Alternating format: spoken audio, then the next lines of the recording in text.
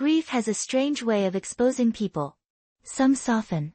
Some grow quiet. Some hold on to what matters. And some sharpen into something almost cruel. The day of my grandfather's funeral, I learned exactly which kind of people my cousins were. I stood near the back of the cemetery, hugging my arms around my waist as the wind tugged at the hem of my black dress. The sun was too bright for such a heavy morning, and every time I blinked, tears blurred the gravestones into one long line of gray. Grandpa Jimmy was gone. The man who taught me how to fish. The man who whittled little wooden birds for my shelves. The man who called me Little Lark because he said my voice reminded him of morning songs. He deserved a softer goodbye than the one my family gave. While I tried to keep my breathing steady, my cousins, 3 of them, older than me, louder than me, bolder in all the ways that cut, stood by the oak tree, whispering behind their hands. When I wiped my eyes with a trembling hand, Taylor, the oldest, snorted. "She's crying again," he whispered, not quietly enough. His sister Jordan laughed. "She acts like she was his only grandchild. And she wasn't even the favorite," their younger brother Mason added. Heat spread through my chest, mixing with grief until it felt like something sharp. I didn't look at them. I didn't speak. I didn't defend myself. I stayed where I was, near Grandpa's casket, where love still felt real. My cousins didn't understand grief. Not the deep kind. Not the kind that comes from losing someone who helped raise you. Someone who saw you when no one else bothered to. While the pastor spoke his final words, Mason elbowed Jordan and nodded in my direction. "Look at her. She looks like a lost puppy." Jordan laughed behind her gloved hand. "I bet she's hoping to get something in the will." "As if." Taylor added, "She'll get a participation trophy at best." Their laughter wasn't loud. Just sharp enough for me to hear. Sharp enough to bruise. But I didn't turn around. I didn't give them the satisfaction. I just held my grandfather's memory like a lighthouse in a storm. The last touch when everyone began drifting back to their cars, I stayed behind. I needed a moment that wasn't rushed. A moment that wasn't interrupted by whispers. I knelt beside the casket and placed my hand on the polished wood. "Goodbye, Grandpa," I whispered. "I hope you knew how much I loved you." The breeze picked up for a brief second, brushing my cheek like a warm hand. I closed my eyes. Let myself feel it. Let myself break just a little. When I finally stood, my cousins were already at the parking lot, laughing about dinner plans as if they hadn't just buried the man who kept our entire family together. I walked toward the lot, wiping my eyes one last time. That's when someone called my name. "Miss Hayes." I turned.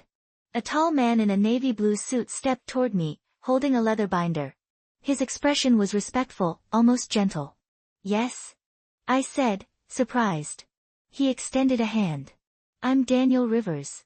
Your grandfather's attorney." I straightened. "Oh. I didn't know he had one." "He didn't for most of his life," Daniel said. "But he hired me last year. And he left specific instructions for today." I blinked. "For today?" "Yes." He glanced toward my cousins in the distance, then back at me. "He asked me to speak with you alone immediately after the burial." My stomach flipped. "Just me?" "Yes," he confirmed softly. "Just me. Not the cousins who mocked me. Not the ones who assumed they were inheriting everything because they were loudest, oldest, or most entitled. Me." Daniel gestured toward a bench beneath the oak tree. "If you're able, he left a message he wanted you to hear first." "First?" I repeated, voice barely above a whisper. He nodded. "Before anyone else." I glanced toward my cousins. Taylor had noticed us talking. His eyebrows shot up, suspicion flickering across his face. Jordan nudged him. Mason stared openly. But I didn't walk toward them. I walked back to the oak tree, toward the attorney and the quiet moment my grandfather left just for me. My chest trembled, not with fear, but something softer. Something almost warm. For the first time since Grandpa passed, I felt a small, steady flutter of something I thought I'd lost. Belonging. Grandpa hadn't forgotten me. He hadn't overlooked me. He hadn't treated my grief like something dramatic or excessive. He remembered me. He chose me. He left something unfinished that only I was meant to hear. And it was time to find out what it was. Daniel led me toward the oak tree, the one my cousins had leaned against earlier while whispering about my tears. But now the air felt different. Still heavy with grief, yes, but steadier. Almost as if the tree itself was holding a secret it had waited all morning to release. We sat on the wooden bench beneath it. Daniel opened his leather binder with careful hands, as if whatever was inside mattered more than paper. "Your grandfather left a recorded message," he said quietly. My breath caught. "A message, for me?" He nodded. His exact words were, "For Lauren.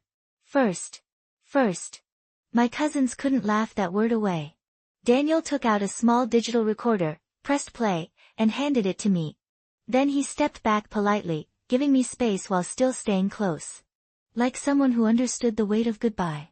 A crackle sounded from the speaker.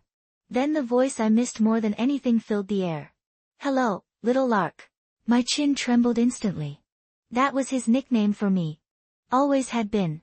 His voice was warm, steady, worn with age but bright with affection. He sounded alive. Hearing him was like feeling the sun through glass in winter, soft, surprising, almost painful in how gentle it was.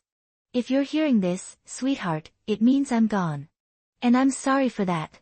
I really am. I would have stayed longer if I could. I would have watched you build your life and cheer you on just like always." My eyes filled. I pressed the recorder closer to my chest. "I know today is hard. I know you probably cried more than anyone else. And I know some people might have made you feel small for that." My breath stopped. He knew. He always knew. "But listen to me carefully, Lauren. Loving deeply is not weakness. Grief is not embarrassment. Tears are not immaturity. The ones who laugh at your heart have forgotten how to use their own." A soft wind brushed my shoulder. I closed my eyes, letting the words settle into the places that hurt most. "You were the one who sat with me when I felt lonely. You were the one who listened without judgment. You were the one who brought warmth into my old house when everyone else brought noise." A small, broken sound escaped me. He paused, then continued with gentler firmness. "There are things in my estate that need grace, not greed. Heart, not volume. And you, little lark, you are the one who carries both." My heart squeezed so tightly it hurt. "So when Mr. Rivers finishes talking to you, take a deep breath. Straighten your shoulders. And remember that you deserve to be in every room they try to push you out of." I pressed a hand over my eyes. "You matter, sweetheart. More than you know. And the things I left behind, they begin with you." The message ended with a soft click. I didn't move. I didn't speak. I just let my tears fall, quiet and slow. Not ashamed. Not hidden. This time, they didn't feel like weakness. They felt like love. Daniel steps forward after a long silence. Daniel sat beside me again. He recorded that the day he signed his final documents, he said gently. "He wanted you to hear it alone before anything else." I nodded, wiping my cheeks clumsily. "He always knew how to talk to me. He thought the world of you," Daniel said. "He told me more than once that you were the heart of the family." I smiled weakly. "My cousins don't agree." Daniel gave a soft, sympathetic smile. "They don't have to. Your grandfather didn't choose based on their opinion. He chose based on who consistently showed up." The words hit deep. Because they were true. I wasn't the loudest. I wasn't the oldest. I wasn't the most successful. But I showed up. Quietly. Softly. Honestly. The envelope. Daniel reached into his binder again and pulled out a sealed white envelope. My name, Lauren, was written in Grandpa's looping, familiar handwriting. "He asked me to give this to you personally," Daniel said. My fingers hesitated before taking it. "What's inside?" "I don't know," he admitted. "But whatever it is, he wanted you to have it before the family meeting." Before. That word again. Before anyone else. Before any arguments. Before any drama. I slid a nail under the flap and gently opened it. Inside was a key. A small, copper key tied to a ribbon I recognized instantly, the ribbon Grandpa always used on Christmas gifts. Attached was a folded note. My hands shook as I opened it.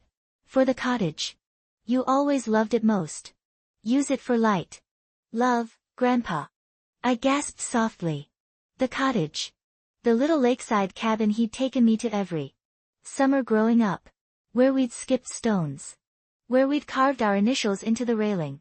Where he'd taught me how to feel safe in silence. My cousins hardly remembered it existed. But I did.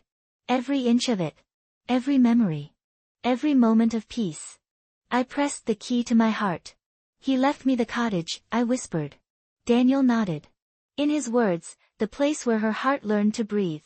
Tears slipped down my cheeks again. He didn't give it to anyone else. No, Daniel said gently. It's yours alone. The cousins' approach footsteps crunched across the grass.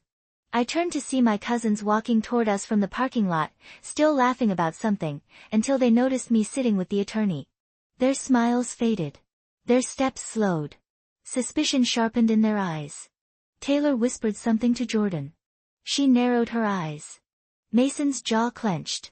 They walked closer. But for the first time, I didn't feel small. I didn't feel shaken. I didn't feel like the girl crying alone at the funeral. I felt grounded. Steady. Chosen. Not above them. Not against them. Just beyond the reach of their cruelty. As they approached, the wind brushed softly against my shoulder, like a gentle reminder of the man who loved me more quietly and more deeply than anyone else ever had. And I knew in that moment, whatever was coming next, whatever truth was waiting to unfold, whatever bitterness they carried, I was ready. Not to fight. Not to win. Just to honor him.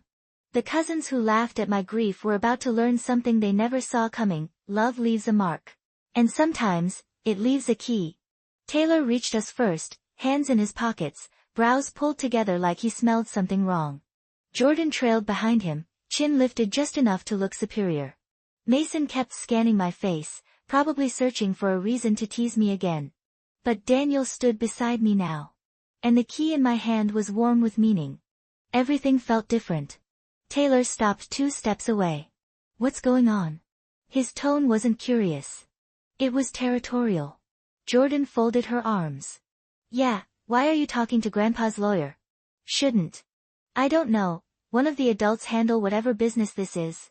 Her voice dipped on the word adults, like she was flicking it at me with a smirk. Daniel remained professional. Your grandfather asked to speak with Lauren privately after the service. Taylor blinked, confused. Privately? Why? Daniel didn't answer. Attorneys never said more than necessary. Jordan scoffed. That doesn't make sense. Why would Grandpa talk to her and not us? Her bitterness was sharp, but underneath it, I saw something unexpected: fear. Maybe they weren't as confident as they pretended. Maybe their laughter earlier wasn't arrogance, maybe it was insecurity wearing a loud disguise. Mason pointed at the envelope in my hand. What's that? I closed it gently. Something Grandpa left for me. Taylor's eyes narrowed. What kind of something? A personal note, I said softly. And a key. That word hit them like a slap. Taylor straightened. He left you a key. Jordan stepped closer.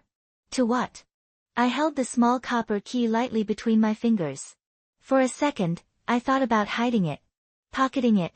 Shielding it. But hiding wasn't who I was. The cottage, I said simply. He left it to me. Their reactions were instant. Taylor's jaw dropped. Jordan's eyes widened like I just confessed to theft. Mason made a strangled sound, half laugh, half disbelief. The cottage? Jordan said sharply. No way. Grandpa wouldn't leave that to you. The words cut the air. Once, they might have cut me. Not today. He did, I said quietly. He left it just to me. Taylor began to laugh, not amused, but panicked. That's ridiculous. We all used the cottage. No, I corrected softly, you visited twice in your entire childhood. Mason flushed. So? He took you there because you lived closer. That doesn't mean it's yours. Daniel finally stepped in. Mr. Carter left legal documentation confirming his decision. Lauren will receive the full explanation at the family meeting tomorrow. Jordan's face twisted. Is this because she cried at the funeral? Because she acts like she's special? My stomach tightened, but not from hurt, from something deeper, steadier. Clarity. I took a slow breath. He didn't choose me because I cried. He chose me because he knew me. My voice didn't rise. He knew who showed up. Who listened. Who spent time with him without needing an audience. They stiffened. Because they knew it was true.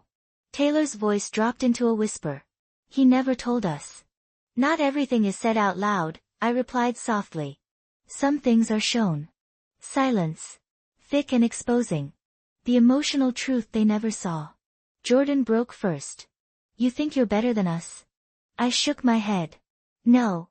I just loved him. That's all. Something in her expression cracked. For a moment, just one, she looked like a girl who didn't know how to process grief except through defensiveness. Taylor swallowed hard. So, what else did he leave you? I didn't answer. Not because I was being secretive. But because it wasn't the moment to share anything more. Daniel spoke for me. All details will be revealed at tomorrow's meeting. Your grandfather was very intentional with his arrangements. Mason muttered something under his breath, but it wasn't a joke this time. It was resentment. Or maybe shame. Jordan's voice turned soft in a way I'd never heard. Lauren, did he really record something just for you? The question felt fragile. I nodded once. Yes. He did. She exhaled, and for the first time, I saw her, not the loud exterior she wore like armor, but the girl underneath who suddenly felt left out of something she didn't even know existed. Taylor's shoulders slumped. We didn't know he was making changes. I didn't either, I said gently. Until today. The truth landed slowly. Painfully. Their grandfather, the man they assumed loved them best, had left a piece of himself first to the person they mocked. Bittersweet. Not revenge in the sharp sense. Revenge in the quiet sense. The kind that doesn't gloat. Doesn't hurt. Doesn't crush. Just reveals. When they walk away, Jordan's mask cracked completely. I guess we'll see what tomorrow brings. Her tone wasn't cruel anymore. Just uncertain. Taylor looked at me for a long, heavy second before nodding stiffly. Yeah. Tomorrow. Mason didn't speak. He just shoved his hands in his pockets and walked off first. Taylor followed. Jordan hesitated before leaving, offering me a small, tentative look, almost an apology, almost a question she didn't know how to ask. Then she walked away too. When they were gone, Daniel turned to me. You handled that well. I didn't want to hurt them, I said quietly. I just wanted to honor him. He nodded gently. And you are. I looked down at the key in my hand, the tiny piece of copper that carried summers, laughter, safety, and belonging. Bittersweet tears filled my eyes. Because this wasn't just about inheritance. Or property. Or fairness. It was about memory. About the soft spaces we create with people. Who love us well. About the ways they choose us even after they're gone. Daniel placed a hand on my shoulder, professional, steady. Tomorrow will bring clarity, Lauren. But today, your grandfather made sure you knew your place in his heart. I nodded, breathing in the soft afternoon air. Tomorrow, everything would change. But today I carried both grief and gratitude in the same trembling heart. And in a way that felt like closure, I finally realized, their laughter at my grief didn't make me weak. It made their distance from him clear. And Grandpa's message? That made something inside me whole again. The next morning felt heavier than the funeral. Maybe because funerals end something. But family meetings, they reveal everything left unsaid. I parked outside the attorney's office early. The building was quiet, the kind of quiet that usually precedes truth arriving with its sleeves rolled up. I held the cottage key in my palm, turning it over gently, letting the cool metal press into my skin like a reminder. He chose you. Not because you asked. Because you showed up. I whispered a soft, steady breath and stepped inside. The conference room was large, lined with heavy wooden shelving and thick binders. A long mahogany table stretched across the center. At the far end sat Daniel Rivers, already preparing documents. Beside him was an empty chair. The one meant for me. My place. My seat. Reserved without question. When I walked in, Daniel stood politely. Good morning, Lauren. You're right on time. Morning, I said, sliding into the chair he'd set aside. A few minutes passed before the door opened again. My cousins entered together, less confident than yesterday. No laughter. No smirks. Just uneasy glances and tight shoulders. Taylor chose a seat across from me. Jordan sat to his left, smoothing her skirt repeatedly. Mason leaned back in his chair, arms folded, jaw clenched. No one spoke. Not for a long moment. Daniel finally broke the silence. Thank you all for coming. Today we'll review your grandfather's final testament and the items he specifically designated for each of you. Jordan shifted. Let's just get this over with. Daniel nodded and opened the binder. Your grandfather made many changes over the last year. Thoughtful changes.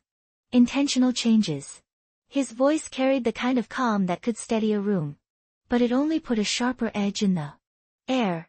The first reveal, Daniel began discussing small bequests, furniture pieces, savings bonds, collections. My cousins leaned forward impatiently, waiting for the big reveal. Then Daniel paused. This next section, he said, concerns the properties. Taylor straightened. Here we go.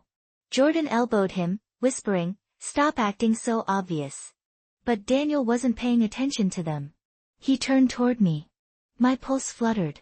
He cleared his throat. Your grandfather owned two main properties, his primary residence and the lakeside cottage. Jordan nodded confidently. Right. We assumed. Daniel held up a hand. Allow me to continue. She shut her mouth. The house, he said, has been designated to all three of you, Taylor, Jordan, and Mason, to be shared equally. They exchanged quick, relieved glances. Of course they got the big house. Of course they expected it. But they still looked proud, as if they'd earned it. Then Daniel turned to me again, and the air shifted. And the cottage, he said gently, has been left entirely to Lauren. Silence. Not shock. Not disbelief. Something deeper. A hollow, aching realization hitting each of them at the same moment. Grandpa didn't forget them. He simply remembered me differently. Jordan's lips parted. The cottage? Like, the cottage? Yes, Daniel said. In full. No shared ownership. No conditions. Taylor swallowed hard. He didn't mention this to us. Not once. No, Daniel replied. He didn't mention it to anyone but me. Their faces fell in unison. Because one thing was suddenly, painfully clear, the cottage was sentimental. Sacred.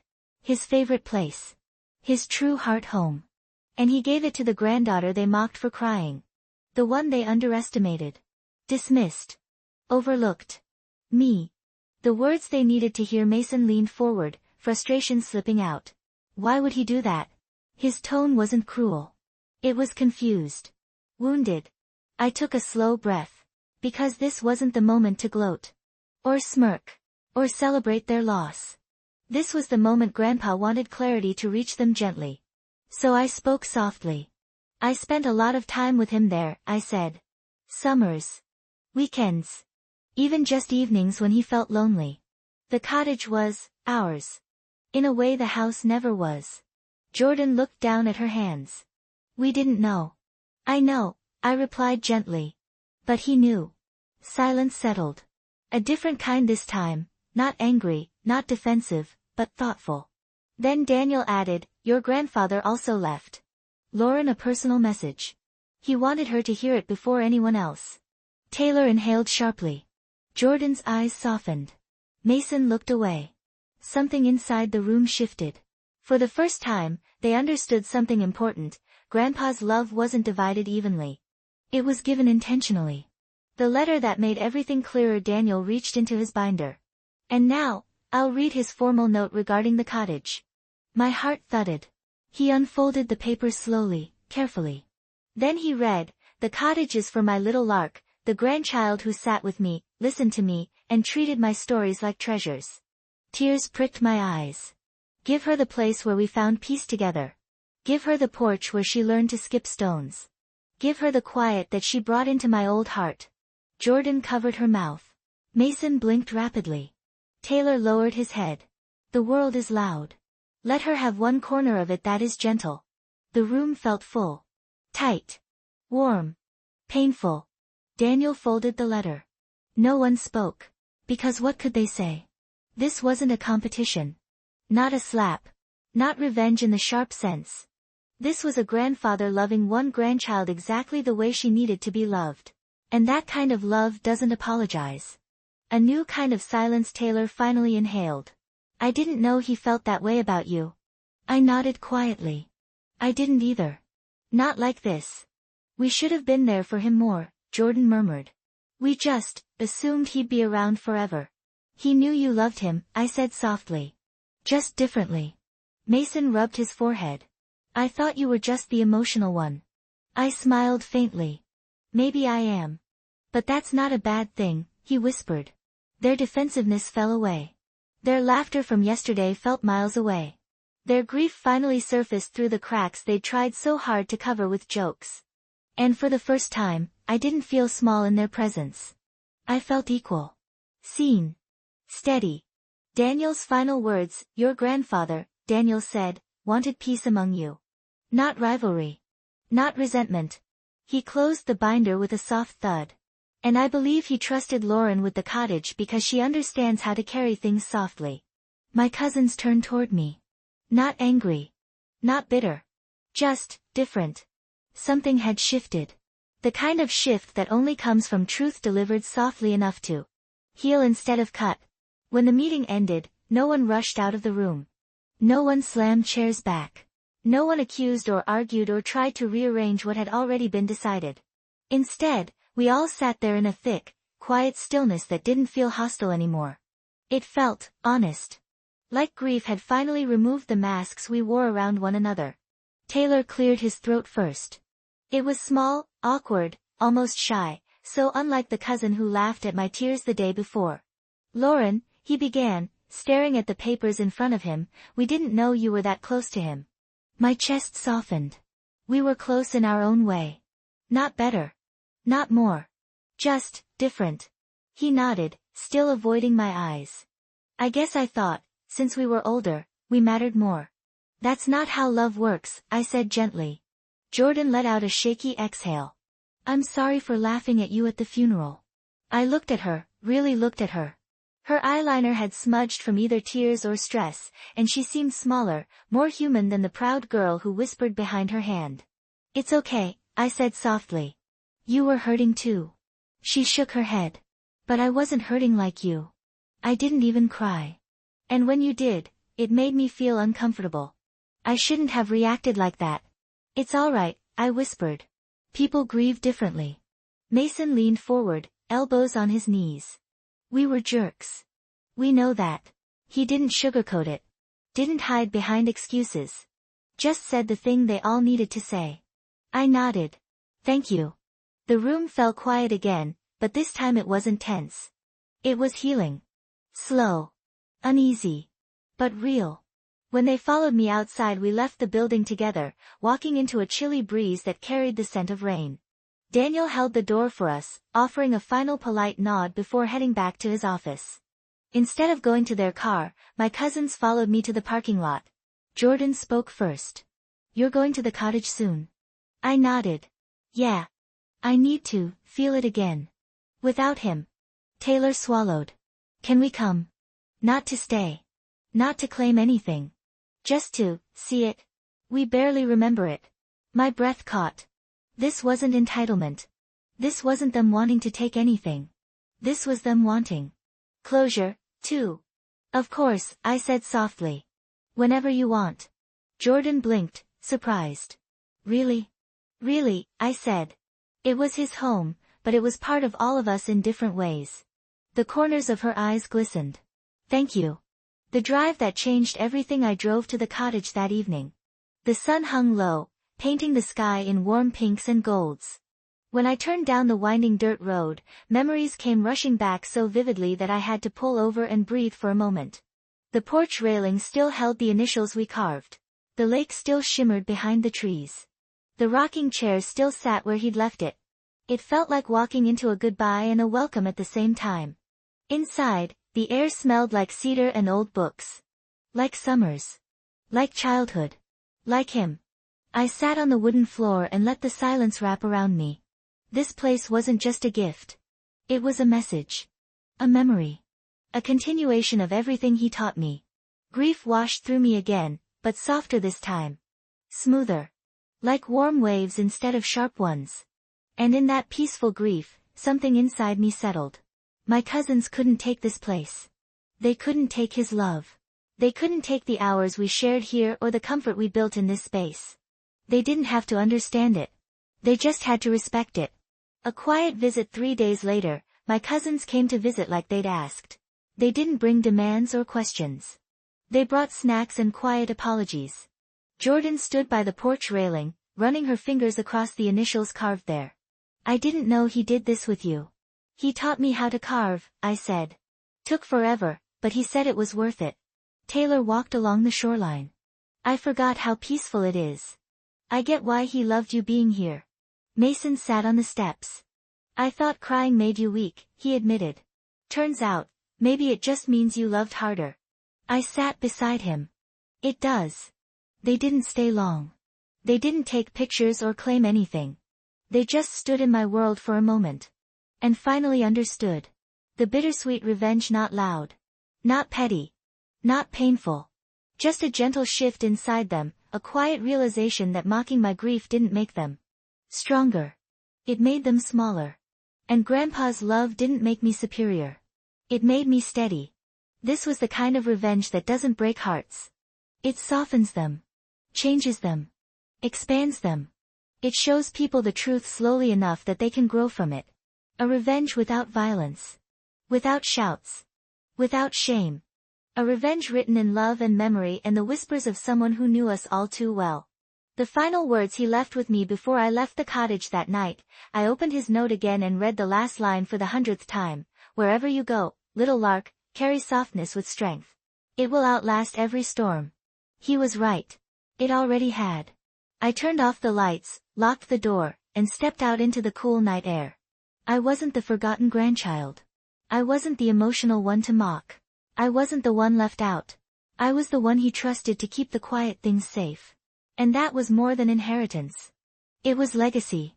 A soft, bittersweet victory, the kind that lasts longer than anger ever could.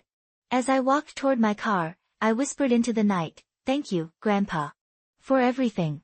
And in the gentle breeze that followed, I swear I felt him say, "You're welcome, little lark."